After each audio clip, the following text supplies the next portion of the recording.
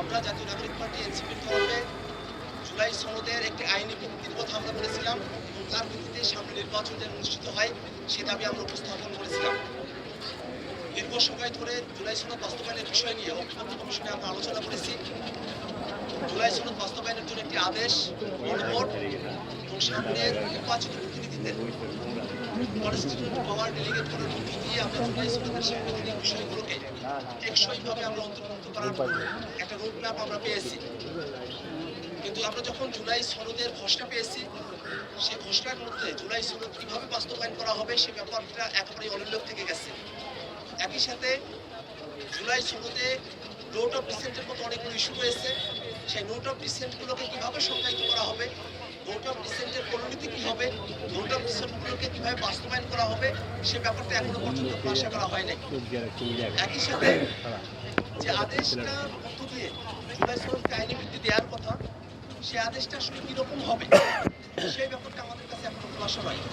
আমরা জাতীয় নাগরিক পার্টি এনসিপির তরফ থেকে দাবি জানিয়েছি, প্রস্তাব রেখেছি যেন সে আদেশটাকে জুলাই সনদ বাস্তবায়ন আদেশ বা সংবিধান সংস্কার আদেশ এমন কোনো নামে সে আদেশটাকে জারি করা হয় এবং সে আদেশ সেটা যেন জনগণের শান্তিপূর্ণ অভিপ্রায় যেটা প্রকাশিত হয়েছিল অভ্যুত্থানের মধ্য দিয়ে সেখান থেকে উৎসারিত হয়ে head of the government professor doctor Mohammad Yunus তার জারিকৃত আদেশ হয় সে ব্যাপারটা আমরা প্রস্তাব আকারে এখানে উপস্থাপন করেছি।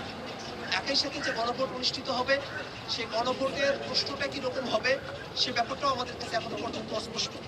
আমরা আজকে কমিশনের মিটিংয়ে প্রধান উপদেষ্টার উপস্থিতিতে এই কথা ব্যক্ত করেছি যে দীর্ঘ সময় ধরে রাজনৈতিক দলগুলো আমরা এখানে পরস্পরের নানা ধরনের রাজনৈতিক মতবিরোধ থাকা সত্ত্বেও আমরা অত্যন্ত সৌহার্দ্যপূর্ণ পরিবেশের মধ্যে দিয়ে আমাদের আলোচনাকে অগ্রসর করতে পেরেছি। ঐক্যমত্য কমিশনের সদস্যরা তার অত্যন্ত ধৈর্যের পরিচয় দিয়ে আমাদের আলোচনাগুলো শুনেছেন। আমরা একটা পরিণতির দিকে অগ্রসর হচ্ছি, এই কারণে রাজনৈতিক দলসমূহ ঐক্যমত্য কমিশন এবং প্রধান উপদেষ্টাকে আমরা ধন্যবাদ জানাই। কিন্তু একই সাথে একেবারে শেষ মুহূর্তে কিছু শঙ্কা আমাদেরকে দাঁড়িয়ে বেরোচ্ছে।